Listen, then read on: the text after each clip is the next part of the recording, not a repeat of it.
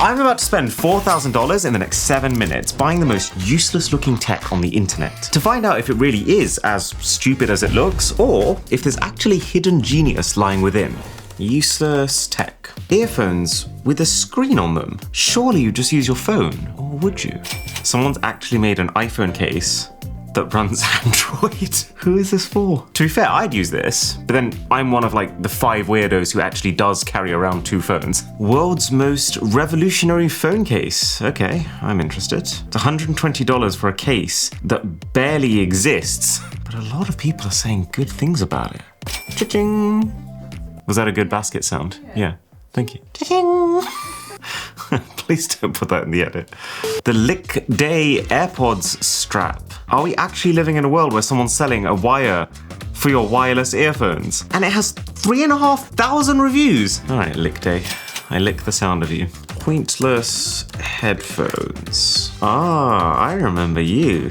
The Dyson Zone headphone and face mask. It's just such a strange product that I can only assume exists for the sole purpose of getting people to talk about Dyson. Okay, let's try useless computer tech.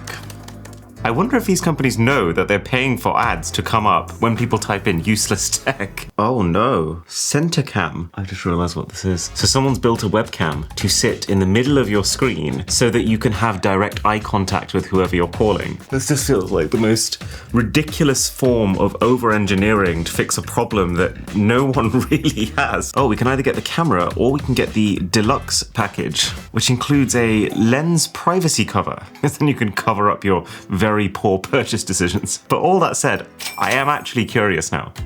Stupid gadgets. Okay, yep, this is what we came for. Someone's built a smart egg minder that lets you know when you're low on eggs. Or, you know, you could just check the eggs before you go shopping, like you will have to do for every single one of your other products anyway. Oh, there really are some not very clever products on the internet. But what's this? The Happy Fork. The Happy Fork is a Bluetooth-enabled smart fork that vibrates when it senses you're eating too fast. This falls spot on in the category of, I'm pretty sure it's dumb, but it might just work. The Air Neo Selfie Pocket Drone. Okay, so just so I understand, this is a drone designed to take your selfies. There's just no way that this situation exists in real life. Can you imagine? You're just snuggled on the couch. Sorry, babe, just wait a sec. Let me go grab my drone to capture this moment. But you know what? This is the video where we find out for sure. So if I were to truly try and embody the useless lifestyle through and through, what products would I surround myself with? Well, of course there's such thing as a gaming bed. And it has RGB lighting. Further immerse yourself into that in-game experience and away from your spouse. Would I be lying if I said there wasn't 10% of me that really wanted one of these? It's definitely more than 10. Although, speaking of beds, the Sleep Bar turns your pillow into an earphone. The most comfortable way to listen, won't disturb your partner in bed. I'm very curious how this measures up to just using your phone or laptop speaker. Oh, Etsy, of course. Useless tech. Whoa! Someone's taken apart a hard drive and turned it into a clock. The Ivac Home. So this is apparently the most convenient way to clean. It's a stationary vacuum cleaner. It says no more bending over with a dustpan. But then, what about a normal vacuum cleaner? It's got a weird alien drop pod sci-fi kind of vibe to it though, which I kind of dig. Oh, we also need some useless clothing. Someone's designed a jacket with an air conditioning unit inside. I'm just racking my brain trying to imagine the situation of, oh, I'm really hot right now. Let me put on my jacket.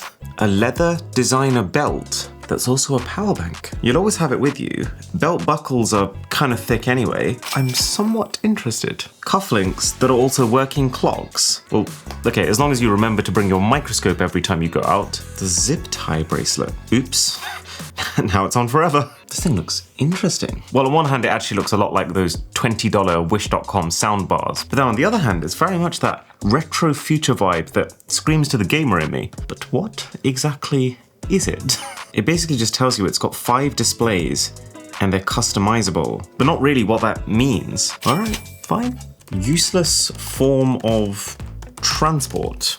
The Moonwalkers are the first ever mobility device that allows you to walk at the speed of a run. Don't know why they're showing people climbing up stairs though, because that's one place you really shouldn't be trying to run. I mean, let's say that you spend an hour per day walking around. This could cut that down to 20 minutes. And then finally, I want to get some stuff for the kitchen. These always end up being the most fun sections. I think I found a place that makes custom toasters with whatever image you give to them. Okay, so you upload an image and then it's $150 for one toaster, or $700 for 10 toasters if you want to feed your entire town your face. Oh, actually, why don't we just look on TikTok? POV, you bring the cocktail lounge home with you. So you put your cocktail capsule of choice in, and then it turns that into that cocktail designed with your strength preferences in mind. Oh wow, and it's super well reviewed. 5,163 ratings. So let's investigate. Someone's made a smart faucet. Let me ask you this, what hasn't someone tried to make smart? An unmatched touchless experience. Kind of like my dating history. There's a spoon here that claims to elevate the taste of your food. It says the built-in ion sensory technology mildly excites the taste buds on your tongue. We'll be able to find out pretty quickly for ourselves whether it's bogus or not. The ice designer tray looks like it engraves patterns into your ice cubes. It's definitely one of those never occurred to me to want products. But now that I see those results, I'm curious. The Thirsty Goose, the stylish solution for men's urinary needs. Oh, this is like one of those bedside toilet things. Get the job done and go back to sleep. Do you like winning? Stay in the zone with the Thirsty Goose urinal. It's actually a premium electroplated gold beak. Yeah. Everything's just arrived, and this is probably going to be the most interesting video in this I Bought series ever for me, because I have genuinely no idea if these products are going to be atrocious or amazing. So let's find out, from the cheapest all the way to the most expensive. Starting at $10. For those who decided they wanted to pay 3 times as much money to buy wireless earphones instead of wired earphones, and then decided they wanted to wire up those wireless earphones to make them wired earphones. The AirPods wire. So each one of these ends has a rather squishy circular hole. Place the AirPod inside the hole and, oh, that's not going anywhere. And so, okay, let's say I've got my earphones in and I'm shaking my head and I feel like the problem is, at the point where one of your earphones is already flying out your ear, it's going to be traveling with so much momentum that it can most likely just pull the other one with it. Now I think of it, are you more likely to lose both of your earphones using this? Here's the thing though, if these actually did properly secure into your ears, then I don't think the idea of wiring up your wireless earphones is actually such a crazy idea. Because let's say you're an iPhone user, it's not unreasonable that you might want Apple earphones because they pair really well. But then, let's say you want the best Apple earphones. Those aren't wired. Apple only makes good wireless earphones. So you have to get the AirPods, and then if you're doing a lot of running with them, you have to get some sort of way of securing them. It's just that this doesn't even really properly do that job. So 2 out of 10 on the actually useful scale. Now for a product that on a very personal level I'm excited for. The spoon that makes your food taste better. Yeesh. Well, let's hope the product is better designed than the packaging. I mean, it does all sound a little bit science fiction. This thing supposedly enhances the flavor of the food, improves your aftertastes by exciting your tongue with mild electronic stimulation. Okay, yogurt me. That could have gone worse. So, your finger needs to be covering the contact strip at the back, your food needs to cover the emitter on the front, and then as soon as you've done that, apparently when my lips touch this food, it's going to complete some sort of circuit and activate the technology. The light does come on. Interesting. I was completely convinced this was going to be bogus, but why did that actually taste nice? This is my yogurt connoisseur era. I think it might actually just be really nice yogurt. I signed up to review tech, not yogurt. Okay, maybe we do it via ratings. Okay, so normal spoon. 8 out of 10. Spoon tech.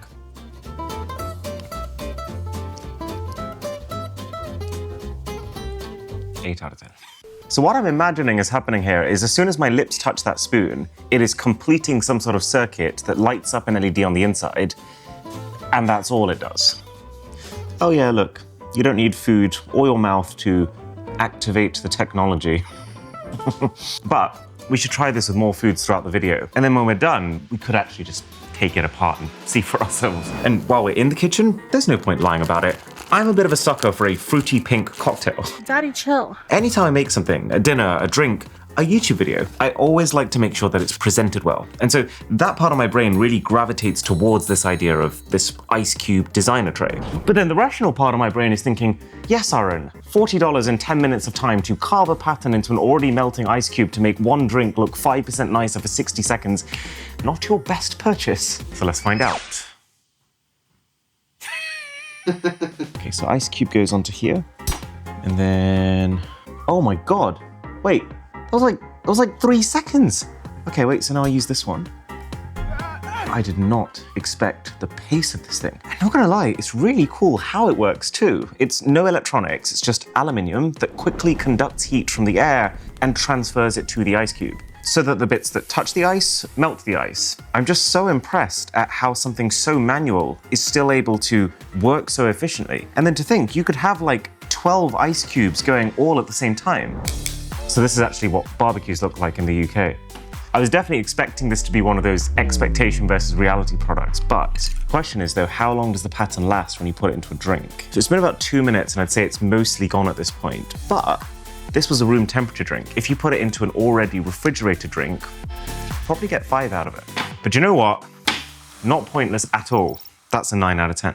So you remember the spoon tech. It was an interesting idea, but I feel like for more of us, the problem is not that food needs to taste better, it's that it already tastes a little too good. And that is what the Happy Fork is designed for. And while on one hand, it does seem absolutely ridiculous to let a fork decide when you're full or not, as opposed to just, knowing yourself, there's one thing that makes me think it has a chance. It's that, while of course we do know very well ourselves when we've had enough, it's pretty widely documented that there is a 20-minute delay between us actually having eaten enough and our body communicating to our brain that we've eaten enough. So that's 20 minutes within which you might well be eating way more than your body needs. So, Happy Fork, which is now aggressively vibrating to tell me that it's on, is designed to help you slow down by measuring all sorts of things like how often the fork touches your mouth, how long it spends in your mouth. It's all very intimate stuff, but the idea is that it will figure out if you're eating too fast and it will alert you.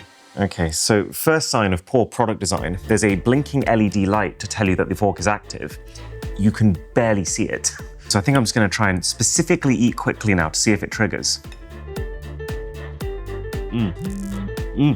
Okay, it buzzed. 4 bites in. So I guess at a very base level, it does what it says it's doing. Oh, that was a lot of chickpeas. That's a bit spicy. So what if I eat at my normal speed? I'm a little bit scared of being judged here.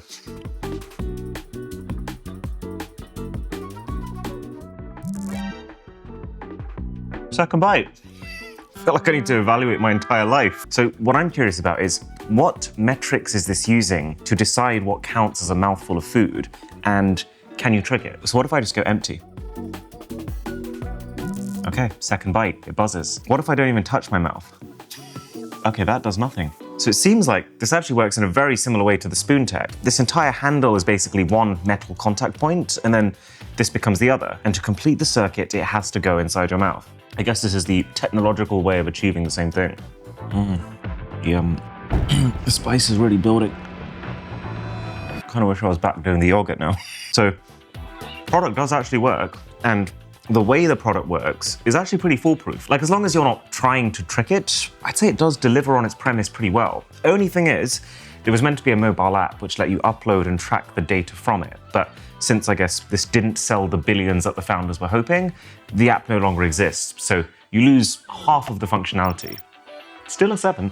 $120. $120 is what we just spent on this phone case. Let's be honest, not really even a phone case. My hypothesis is that it's going to be worse, but maybe, just maybe, they figured out something here that the others haven't. So I will give them this. It might look like your unhinged child has just melted some toy plastic jewelry over the back of your phone, but in person, this actually feels very high quality. This is aerospace grade aluminium on the outside for high structural strength, and then on the inside is a rubbery elastomer that's designed to spread the impact away from the point of contact. But does it work? So let's find out.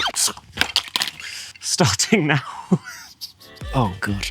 Technically though, the phone is absolutely fine. You can see where the case has taken a bit of a hit, but the phone is exactly as it was. Do you know what? This is really growing in my rankings because it really does feel like you're just using your phone naked in terms of the weight, the thickness, and also the fact that you are, for the most part, directly touching your real phone's body. So that was drop 1, which shows that the case can protect your phone if you have a bit of a fumble and it falls out of pocket height. Drop 2, though, is where we actively try and damage it. Okay, 3, 2, 1. Oh! It's looking pretty good.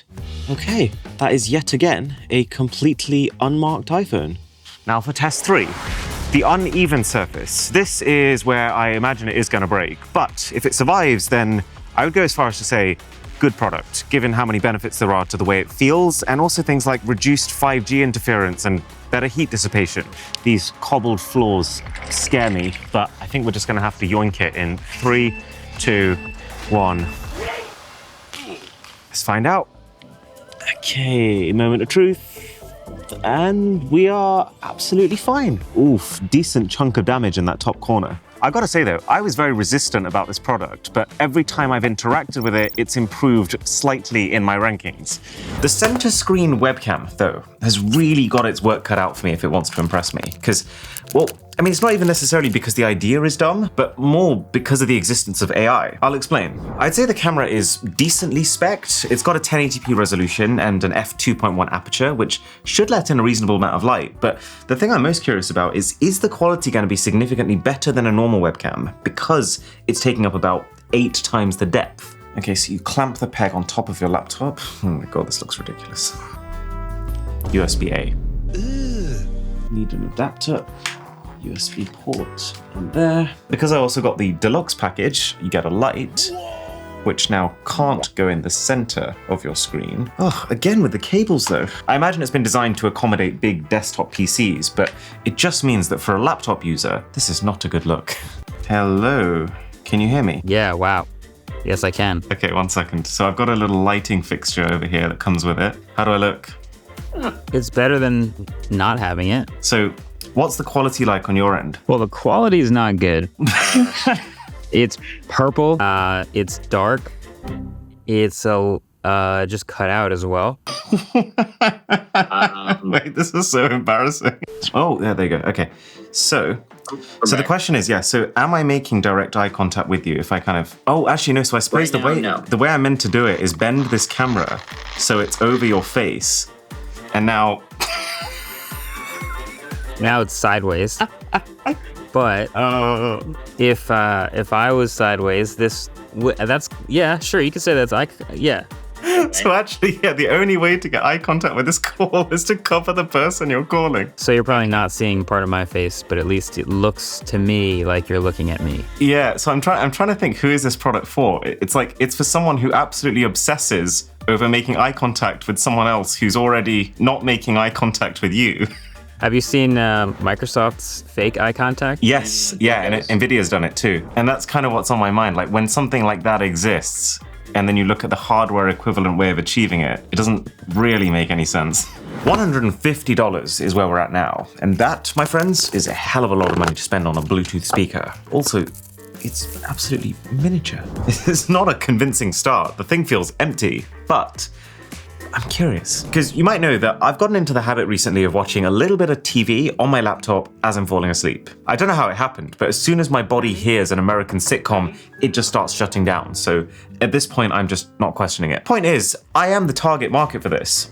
I'm not convinced how this is going to be any better than listening on laptop speakers. So it works using bone conduction, which means that unlike a normal Bluetooth speaker, which evenly spreads out the vibration in like 180 degrees, this concentrates those vibrations within your skull. And so that would explain how they've apparently made it so that only you can hear what's coming out of this and not the person sleeping next to you. So this is approximately what my sleep setup looks like. I've got a laptop on the side where I'm watching my show, my pillow where I put my head, and the dusker is going to go beneath that.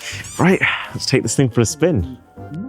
I don't actually fall asleep to my own videos. This is for copyright purposes. Oh, interesting.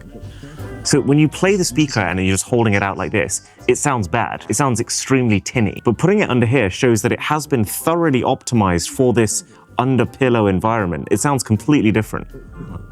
So does it matter where I am in the pillow? The sound does fade as you move away from it, but not significantly. Like I can still hear the video while all the way on the other end of the pillow. Okay, but what happens when you turn and lie on your back? Okay, I'd say you lose about 20% of the volume, but still very audible. I wouldn't say the sound is crystal clear. This isn't a $150 audio experience, but it's full. It feels like you're enveloped within it because you kind of are. There is also an app, which is, it's got power level, and one advantage of this over earphones is that it should last 7 nights per charge, a timer, which is a little pointless since most streaming services have timers built into them, and then different sound profiles, which do genuinely improve the clarity. But here's the thing, none of that matters if the person next to you can hear that sound. The only purpose of this product is if it actually can isolate that audio to you and you only. Otherwise, you might as well just listen on your laptop speakers.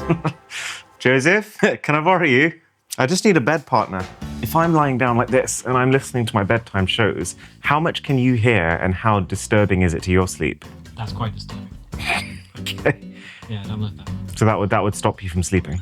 Yes, it was something, well, among other reasons. Okay, eliminate the fact that it's one of our videos. Okay. It's just out loud enough that I want to try and listen to it. So it's kind of too present to be ignored.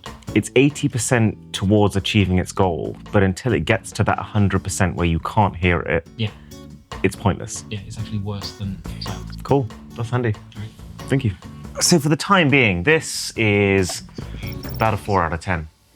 Have you ever wanted to add so much complexity to the simple act of taking a selfie that it becomes actually easier just to ask someone to take a picture of you? Well, my guess is the Air Selfie is going to be the perfect product for you. Okay, I mean, I'll give it this. This is impressively small and light, considering that this is a drone, this is a camera system, and I mean, this is a computer of sorts. You know, there's supposedly an AI-powered autofly feature on board, plus also really nice quality finish. It very much feels like one of those teenage engineering style, very high quality toy type projects. Then I'm just thinking, surely this camera is not so amazing that it's worth keeping a drone in your back pocket at all times. So in theory, okay, we're technically airborne. Although, I'm not doing anything right now. Why are you moving? It's like when a fly is trying to escape from having flown indoors. Oh my God, you're trying to kill me. Can you come down, please? Please, please, please, please. Ah. Okay, so propellers automatically turn off when it reaches your hand. That's pretty cool. So what I want to try here is autofly. It should follow me. So, oh. All right, so I've got it on face mode. Hello? Don't care. Oh dear. Come down. No! That's not, okay, yeah, okay, it can see my face. Where are you going? Where are you going? I'm here. Oh my God.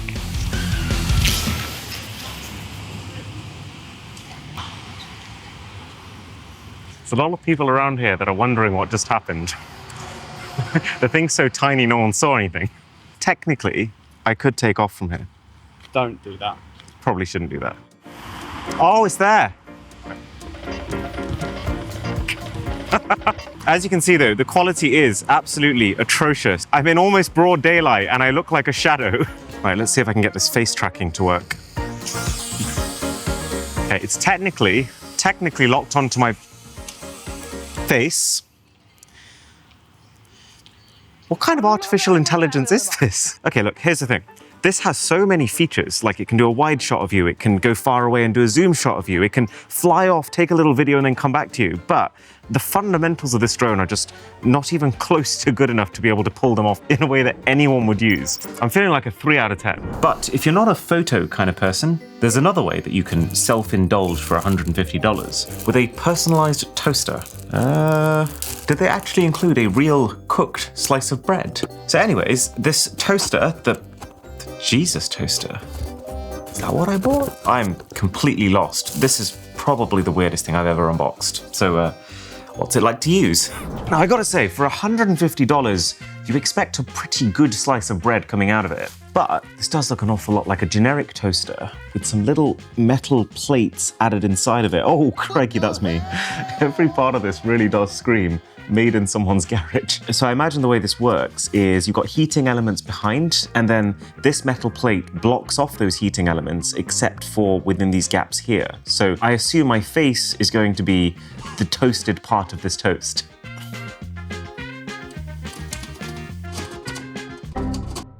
So bad. It's hard to get ready. Did you say bready? All right, let's just cut to the chase. How am I going to taste? And while we let that do its thing, check this out. You can now ask the Aria AI baked into the Opera browser to literally generate an image at the tap of a button. Actually, we can see how this compares to the toaster. Make a toast with a realistic face to post on Instagram. Oh. It's absolutely horrifying. But yeah, if you're going to do something cursed, you might as well do it properly. And it's not just that, it now also understands the images that you give it. Oh, I think our toast is ready. That is absolutely atrocious. Is that my face? Which one's Aaron? This is definitely properly toasted. I mean, look at the back of it. It's just, this whole metal plate mechanism is, well, it's not good. So let's say I want to confirm whether or not this is in fact a face on my toast. Let's ask, is this a face on my toast? The first image is clearly a photoshopped image of a face on toast. The second image shows a piece of toast with some burn marks that vaguely resemble a face, but it's not a clear or intentional image. But also, this is the only browser where literally every single thing is one click away. If someone's airing you, WhatsApp's right here. If you want to listen to music while working, the music player is down here. I don't even want to spoil the rest, just give it a go using my link in the description. I guess this is my plate.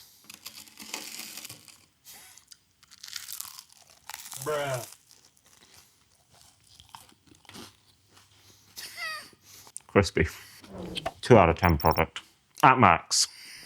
A stationary vacuum cleaner. Because if only there was some way to bring a vacuum cleaner straight to the mess you wanted to clean. Yeah, maybe by 2100 we'll have figured that one out. I'm actually puzzled right now with how many fingerprints are on this thing. I mean, the thing is brand new, and it's meant to be a cleaning product. But seriously, I am bemused. This is called the Ivac Home, but what is the actual benefit of it in the home? So these right here are infrared sensors. They detect when rubbish gets within range of the vacuum. And then that turns on the motor on the inside, which according to these guys removes, no joke, 100% of dust, hair, and debris. So that's gonna have to be a very powerful motor. So I have prepared a little cocktail to test this thing of trash. Yes, cooking is my passion. Don't ask where it came from. But it's all to answer one simple question. How close does trash have to get to this vacuum for it to detect it and suck it up? Right, nothing at 50 centimeters. Nothing at 40. Nothing at 30. 20. 10.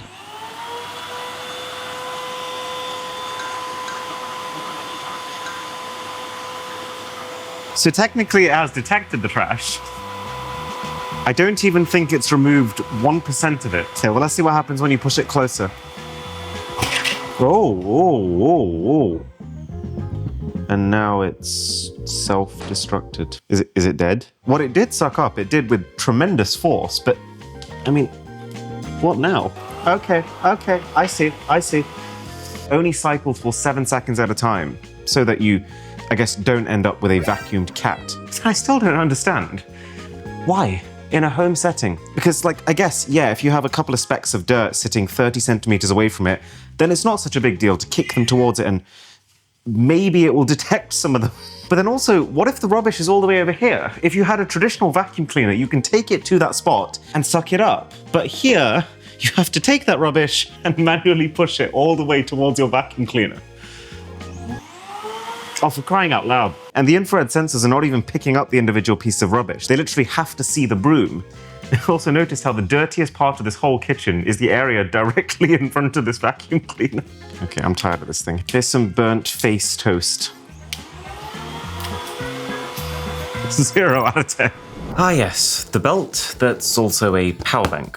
I think the most money I've ever spent on a belt before this one is about $30. So this better be something special. Oh, so the belt comes separate, and then the buckle/power bank is this meaty thing in here. Oh dear. This is not one of my better peels. I apologize. So it is a handmade leather belt, which immediately gives it some value.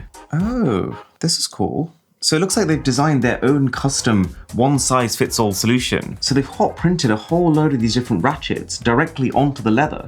And then this buckle allows you to just stop at any point on any of them to confirm your size. As someone whose belt size seems to consistently fall somewhere in between 2 of the buckle holes, this is how you do it for me. All right, let's put it on, and I think it's time to find out how much can this actually charge your phone. Drish, can I borrow your phone, please? This is actually where it comes in handy. Drisha likes to keep her battery on the very, very edge, so it's on 15% right now. Now the cable for this thing, they package it like it's a forensic specimen. I can kind of see why, because, like, have they not heard of USB-C to C? I've just realized one of these is a flat cable, the other one is a circular cable. The attention to detail. Mwah. Right, well. Just plugging in my belt. Right, let's see what it can do. Okay, it doesn't seem to work on any modern iPhone, which is just bizarre. So I'm going to try it on a Google Pixel 8. And it does appear to be charging. So we're at 15% right now. So let's see where it gets to. Honestly, I'm just not really sure what on earth this gadget is. On the face of it, it very much feels like a piece of tech for the sake of being a piece of tech. But let's dig deeper. It's fun presentation, you gotta give them that. It definitely feels designed for gifting. Oh yeah, okay, so it's not got power baked inside of it, so you need to plug it in at all times. Oh no, oh, that's awful. That's really bad. The intro animation alone dropped it a couple of points. So this is basically 5 customizable pixel art displays, each with a 128 by 128 resolution.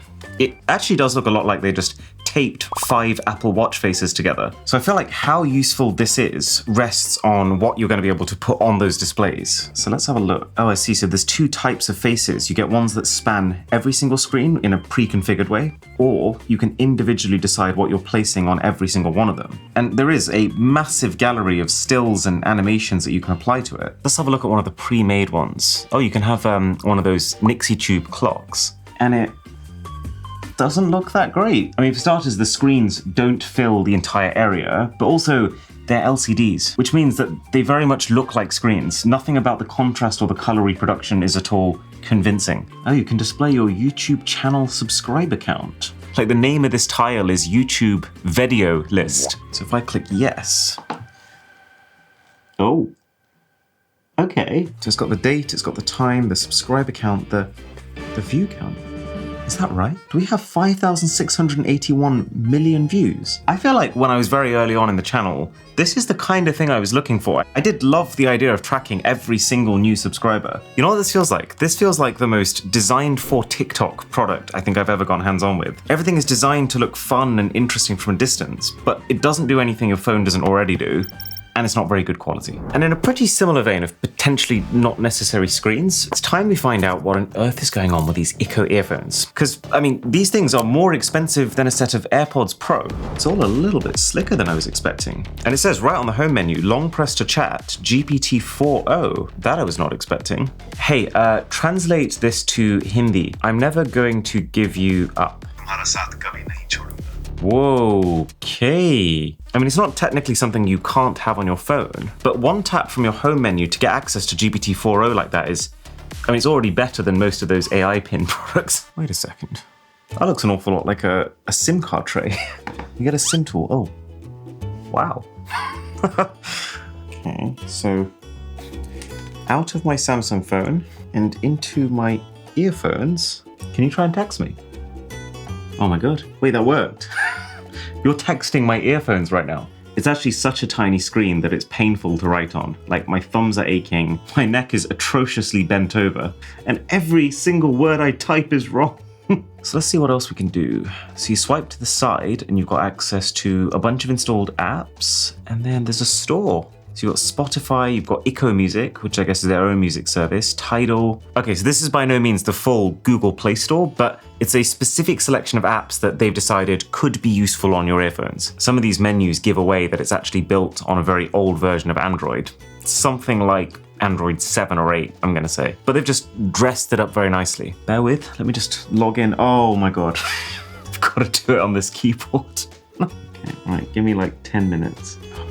I can't believe I'm doing this. We're in business. This is Spotify. It is absolutely miniature. I don't know, like, when would you choose to browse Spotify this way as opposed to just taking your phone out your pocket? But the big flagship feature that they keep honking on about with these earphones is the real-time translation. Let's take this thing for a spin. Let's do it. Okay. Thank you. So this is called dual earbud mode. So you click the right earbud. Let's go Spanish, you said. Sí. Hola, yo soy Joseph. Okay, so it said, hello, I am Jose. I heard me as well, which is interesting. There's a decent delay. This is a slightly worse version of the translation that exists with both Google and Samsung now. Right, so let me try. Hey, where is the library? Okay, so it works from the earphones. Yeah. It's pretty good. So what did you hear?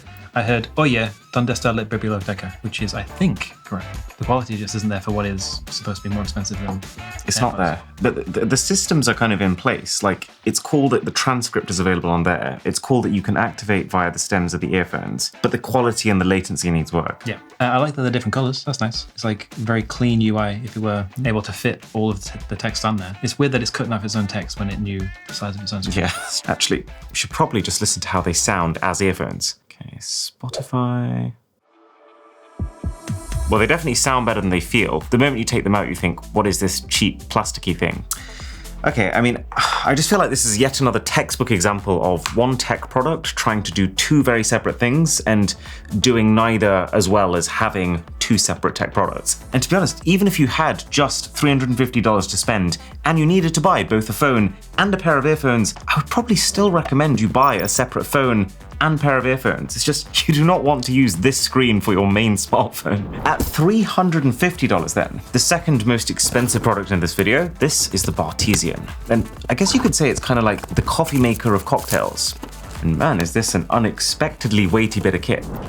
My first thought is, actually like quite a few of the products in this video, this feels surprisingly high quality. I've tested a lot of viral TikTok gadgets in my time, and usually the whole appeal is this does something cool and this doesn't cost a lot of money. And so when you actually get them in your hand, you're like, oh, this is made of very cheap plastic. But not actually the case here. All these canisters are proper glass. Got a proper heavy-duty rubber mat as well underneath. So let's break down the value proposition here. The way they try and sell this thing is, if you live in a big city and you go out and you get a cocktail, you're probably going to pay about $15 for that drink. Using one of these Bartesian capsules, and it's apparently $2.25 per drink.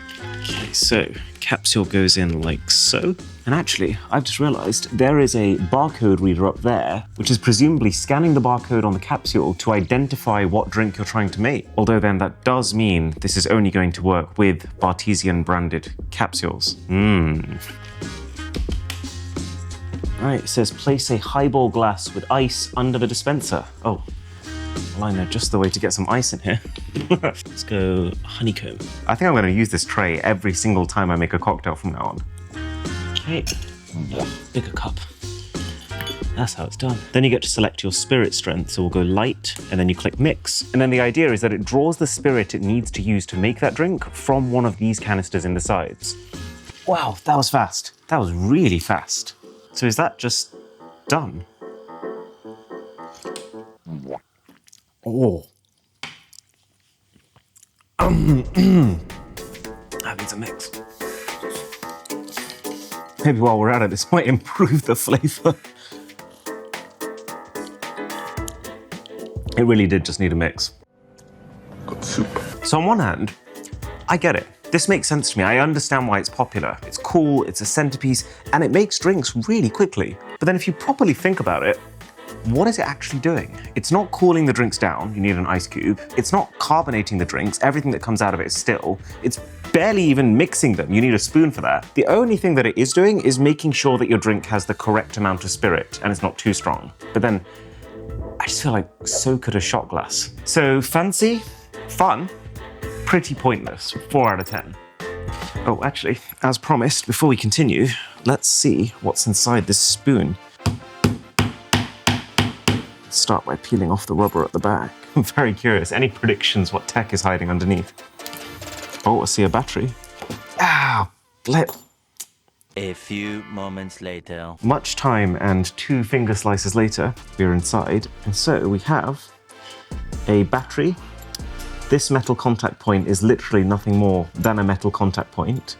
But if you follow the lead from that battery, it goes all the way into an LED light over here, and nothing else. So, the spoon tech is not just a spoon, it's a spoon and a light. Time for the most expensive product of them all, the $1,400 devices that claim to have reinvented walking. It's an extremely heavy box, so we take this layer off and then nice. It's a cool bag. It does not smell good though. That is straight off the lines. And then the moonwalkers below that. So I know what you're thinking. Shoes with wheels at the bottom designed to make you faster. Skates.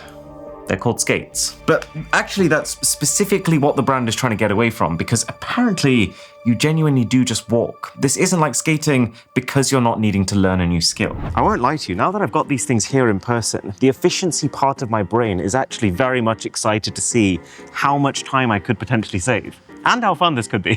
As far as putting them on, kind of intuitive, but a little bit of a faff. You have these magnetic tags that latch on, and then you tighten using the Velcro. And then you basically just hold the power button on the back of each shoe. I absolutely love the fact that there's no phone app. It's actually really refreshing for everything you need to just be on the products themselves. So now both lights are green, which shows me they're active. Okay, right, and now, in theory, I just walk. And this is my first time ever actually doing this. Are these skates, or is this walking reinvented? Okay, all right. Oh my God. Oh, I am moving. Oh no, car. Oh, it's a really interesting feeling. It feels like the gravitational pull beneath my feet has just increased tenfold. It's weird, I can definitely feel the power beneath my feet. Oh, I'm starting to get it, okay. So you have to put a little bit more pressure down. You almost have to be, it's kind of like riding a bike. The more confidence with which you do it, the better you're gonna be at it. Oh my goodness, conquering the uphill terrain. It feels secure and powerful. Wow, okay, we're going now. I can say with absolute certainty I've never walked at this pace before. Like, I've tried to balance on some pretty odd vehicles in my time. This doesn't feel like one of them, honestly. I'm pretty impressed. If the reason that you're walking places is to burn more calories, then going faster using a device like this makes zero sense. But if you're walking a lot of places because you have to walk a lot of places, then by all means, this is a faster, cooler way of doing that. Not pointless at all, really. 8 out of 10. Oh, and actually, while we're at it, the belt. So the phone is on. It's on 12%. It's been charging this entire time. It shows it's been charging this entire time, but it's going down in battery. Have I ever used a charger that's not even able to keep battery constant? I mean, it serves the function of being a belt, but you know, this isn't a belt review channel. So as far as the tech is concerned, 1 out of 10.